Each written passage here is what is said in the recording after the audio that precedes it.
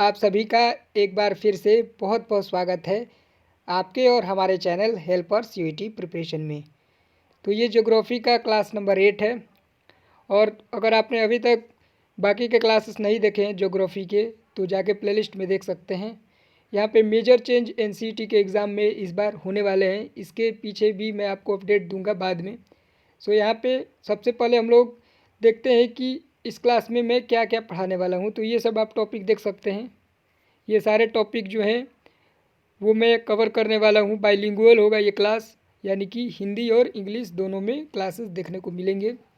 मैं हिंदी में एक्सप्लेन करूँगा और इंग्लिश में और हिंदी दोनों में लिखा हुआ भी मिलेगा। सो आपको कोई भी डिफ़िकल्टीज़ नहीं होने वाली है पूरे क्लास में।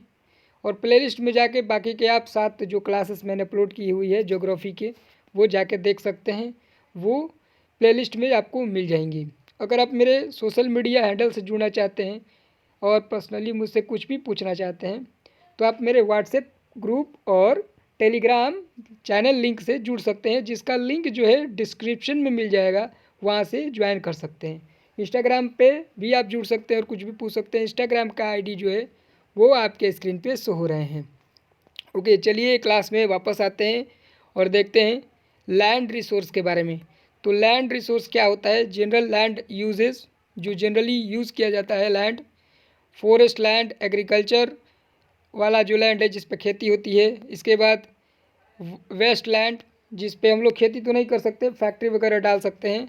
इसके बाद आप क्या, agricultural land uses by major crop, rice, wheat, mines, cotton, sugarcane etcetera. यहाँ पे जो फसलें के बारे में बताई जा रही है, राइस आपका चावल, गेहूँ, रुई वगैरह जो कॉटन की खेती होती है जिससे कपड़ा बनता है, उसके बारे में बात हो रही है। इसके बाद एग्रीकल्चरल डेवलपमेंट एंड प्रॉब्लम के बारे में बात हो रही है, क्या क्या प्रॉब्लम होती है इससे। तो सॉइल डिग्रेडेशन होता है, यानी कि सॉइल का इरोजन हो जाता है, कहीं कहीं सॉइल इरोज कर जाता है। उसके बाद वाटर की सिक्योरिटी मतलब ख़तरे में होती है। जैसे कि अगर आप धान वगैरह की खेती करते हैं तो जो इरिगेशन का काम होता है, यानी कि सिंचाई का काम होता है, वो वाटर के जरिए होता है। और कई जगह पे हेवी वाटर को पंप किया जाता है, लैंड वाटर यानी कि ज़मीन से निकाला जाता है, तो उससे भी वाटर सिक्योरिटी पैदा होती है और लैंड का जो वाटर है वो नीचे चला जाता है, तो ये मेजर समस्या हो सकती है। इसके बाद लैक ऑफ मॉडर्न टेक्नोलॉजी। तो जैसा कि आप सभी जानते हैं हमारे देश में एग्रीकल्चर टेक्नोलॉजी की अभी काफ़ी कमी है और जो कई किसान सक्षम भी नहीं है, ये भी एक रीज़न है। इसके बाद आप देख सकते हैं लो प्रोडक्टिविटी, ये भी एक जो है मेजर प्रॉब्लम होने वाली है, होती भी है। उसके बाद फॉरेस्ट हो गया, ग्रेजिंग लैंड हो गया, वाटर बॉडीज़, ये सब क्या है, सबसे बड़ी प्रॉब्लम है। हिंदी में पूरा लिखा हुआ है, आप देख सकते हैं। इसके बाद हम लोग आगे आते हैं। मैं इस क्लास में सीधे टू दी पॉइंट बात करूंगा, क्योंकि अगर आप बाकी के यूट्यूब चैनल पर जाएंगे तो वहाँ पे आपको आलतू फालतू और इधर उधर की क्लासेस भी काफ़ी देखने को मिलेंगी। लेकिन जैसे ही आप मेरे चैनल पे आएंगे, यहाँ पे कुछ भी आपको इधर उधर की चीज़ नहीं मिलेगी। सीधे सीधे टू दी पॉइंट में बात करता हूँ और इधर उधर की फालतू एक भी बात आपको देखने को नहीं मिलेगी पूरे वीडियोज़ में। सो वाटर रिसोर्सेज के बारे में हम लोग देख लेते हैं। अवेबिलिटी एंड यूटिलाइजेशन की अगर बात करें तो सरफेस वाटर रिवर लेक में पाया जाता है, यानी कि नदी और लेक्स में। उसके बाद ग्राउंड वाटर, ये मेजर वाटर रिसोर्सेज हैं। इरिगेशन, ग्राउंड वाटर से क्या होता है, इरिगेशन, जैसे कि मैंने आपको बताया सिंचाई होती है। Domestic, industrial and other uses में ये क्या होते हैं, काम होते हैं। उसके बाद वाटर ऑफ कंजर्वेशन मेथड के बारे में अगर हम बात करें तो रेन वाटर मतलब कैसे इसको आप सेव कर सकते हैं। तो रेन वाटर हार्वेस्टिंग कर सकते हैं, यानी कि जो वर्षा का जल होता है उसे आप लोग संरक्षित कर सकते हैं। इसका सीधे सीधे मतलब यही होता है। हिंदी में अगर बताया जाए तो रेन वाटर को आपको बचा के रखना है, यानी कि जो रेन का वाटर है उसे सेव करेंगे तो ये वो भी फ्यूचर में यूजेबल हो सकता है। उसके बाद वाटर सेट बना करके आपको उसका मैनेजमेंट करना होगा एफिशिएंट इरिगेशन टेक्निक्स का इस्तेमाल करके, यानी कि इरिगेशन सिंचाई की जो अच्छी तकनीक्स है जैसे कि ड्रिप जो टेक्निक्स है उसको इस्तेमाल करके आप इसको इफ़िशिएंट बना सकते हैं। इसके बाद हम लोग एक केस स्टडी देखते हैं। केस स्टडी काफ़ी इंपॉर्टेंट होती है गाइज। तो यहाँ पे केस स्टडी सिलेबस में, इसलिए मैं थोड़ी केस स्टडी भी इस पर कराऊंगा। तो participatory watershed management, a successful example of community involvement in watershed management such as the Alwar district in Rajasthan. तो अलवर डिस्ट्रिक्ट के बारे में हम लोग देखेंगे कि यहाँ पे कैसे एक कम्युनिटी बनाया गया जो कि इन्वॉल्व थी वाटर शेड मैनेजमेंट में, इसके बारे में हम लोग देखेंगे। तो क्या था इसमें, तो मिनरल्स एंड एनर्जी रिसोर्स के तौर पे इस्तेमाल किया गया, जैसे कि पानी के थ्रू जो वाटर होती है उसके थ्रू कई जगह पे इलेक्ट्रिसिटी भी बनती है, एनर्जी उसी की बात हो रही है, एनर्जी मतलब इलेक्ट्रिसिटी से संबंध है इसका। इसके बाद मेटालिक मिनरल्स हो गए आयरन और कॉपर वगैरह, बैक्साइड वगैरह। इसके बाद नॉन मेटालिक मिनरल्स हो गए आपका, देख सकते हैं माइका कोल एक्सेट्रा। नॉन मेटालिक का मतलब होता है जो कि धातु नहीं है हिंदी में। उसके बाद कन्वेंशनल एनर्जी सोर्स की अगर हम बात करें तो फॉसल फ्यूल हो गया आपका कोल, पेट्रोलियम, नेचुरल गैस, एलपीजी वगैरह, सीएनजी वगैरह। इसके बाद नॉन कन्वेंशनल एनर्जी सोर्स की बात करें तो जो कि यह है आपका सोलर, वाइंड, हाइड्रो, इसके बाद बायोमास वगैरह। इसके बाद हम लोग देखते हैं इंडस्ट्रीज की। तो इंडस्ट्री में है आपका प्राइमरी, सेकेंडरी और टर्सरी, 3 प्रकार की इंडस्ट्री होती है। पहला इंडस्ट्री है आपका प्राइमरी, दूसरा होता है सेकेंडरी और तीसरा होता है टर्सरी। इसके बाद इसके डिस्ट्रीब्यूशन पे अगर हम चर्चा करें तो regional disparities in industrial development, industrial location and clustering factor influencing industrial location, changing pattern of selected industries. इसके बाद आयरन एंड स्टील है, कॉटन टेक्सटाइल है, शुगर है, चीनी का, और उसके बाद है आपको पेट्रोकेमिकल। पेट्रोकेमिकल में अगर हम देखें तो growth of petrochemical complex in coastal areas, coastal area जो होती है वो समुद्री इलाके होते हैं और उन्हीं पे पेट्रोकेमिकल, तटीय क्षेत्रों में पेट्रोकेमिकल कॉम्प्लेक्स की जो है वृद्धि होती है। अब चलिए आते हैं हम लोग नॉलेज बेस्ड इंडस्ट्रीज, यानी कि जो नॉलेज से रिलेटेड है, यानी कि ज्ञान आधारित जो इंडस्ट्रीज है, व्यवसाय है, इंडस्ट्रीज है, उद्योग धंधे हैं। तो rise of IT and biotechnology hubs, impact of liberalisation, privatisation and globalisation, increased foreign investment. इसके बाद है आपका growth of private sector, private sector भी काफ़ी ग्रोथ होता है। इसके बाद राइज ऑफ न्यू इंडस्ट्रीज, तो इससे क्या हुआ, न्यू इंडस्ट्री निकल के सामने आई। जो ज्ञान आधारित इंडस्ट्री है उसके बारे में, जो नॉलेज बेस्ड इंडस्ट्रीज है उसमें ही सबसे ज़्यादा पैसा है, जैसे आईटी वगैरह। इसके बाद प्लानिंग इन इंडिया की बात करें, जो हमारे देश में प्लानिंग होती है, तो यहाँ पे एक स्टडी देख सकते हैं, स्पेसिफिक रीजन और state development plan, sustainable development. सबसे पहले वो सस्टेनेबल डेवलपमेंट के बारे में हम लोग जान लेते हैं क्या होता है।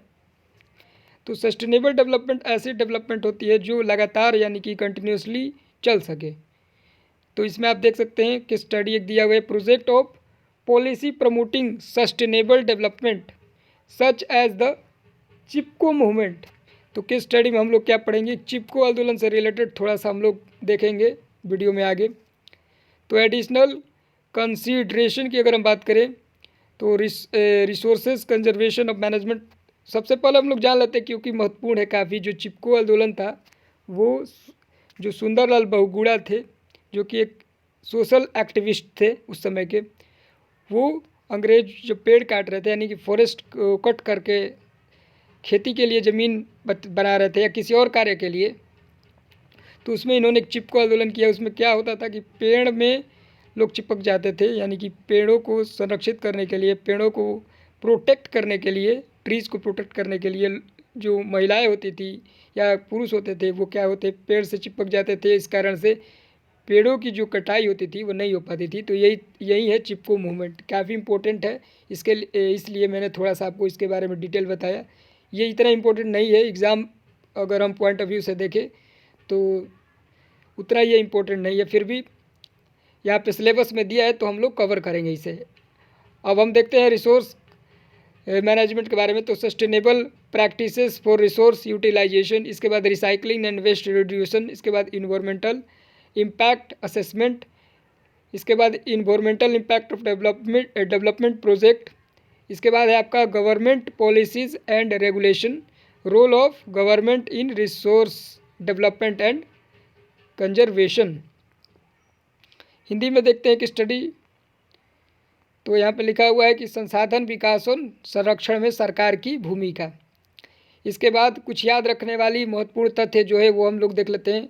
तो जो सबसे इम्पोर्टेंट फैक्टर है जो मैंने इस क्लास में आपको पढ़ाया वो केस स्टडीज, जैसे चिपको आंदोलन मैंने जो पढ़ाया वो काफ़ी इम्पोर्टेंट है आप सभी के लिए, इससे रिलेटेड क्वेश्चन आने की थोड़ी बहुत संभावना है और इसे आप लोग रिलेट कर सकते हैं रियल वर्ल्ड एप्लीकेशन में। जैसे चिपको आंदोलन एक रियल वर्ल्ड एप्लीकेशन कर सकते हैं, क्योंकि इसमें क्या है, जो ट्री होते हैं उसको सेव करने का यहाँ पे काम किया गया था चिपको आंदोलन के थ्रू, जो कि सुंदरलाल बहुगुणा जो कि सोशल एक्टिविस्ट थे जिसके बारे में मैंने बताया, उसको आज भी रियल लाइफ में अप्लाई किया जा सकता है। लेकिन वैसे उसकी अब ज़रूरत नहीं है, ये काम अब NGO वाले भी कर देते हैं, या जो लोकल लेवल के सोशल ग्रुप्स होते हैं वो भी इस कार्य को कर देते हैं। इसके बाद maps and diagram can be used and visualise data to spectacle pattern.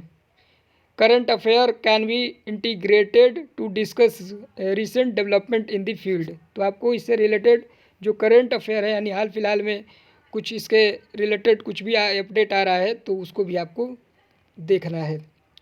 इस क्लास को हम लोग यहीं पेंड करते हैं। जो इस क्लास का MCQ है, मैं किसी कारण से इस PDF में ऐड नहीं कर पाया। कारण ये था कि टेक्निकल एरर आ गया था और पूरा PDF ख़राब हो गया था, तो टाइम की कमी की वजह से MCQ में नहीं डाल पाया। आगे के जो वीडियो होंगे 9 नंबर जो क्लास होगा ज्योग्राफी का, उसमें MCQ भी ऐड मिलेगी, जैसा कि मैं आपको पहले प्रोवाइड कराता था।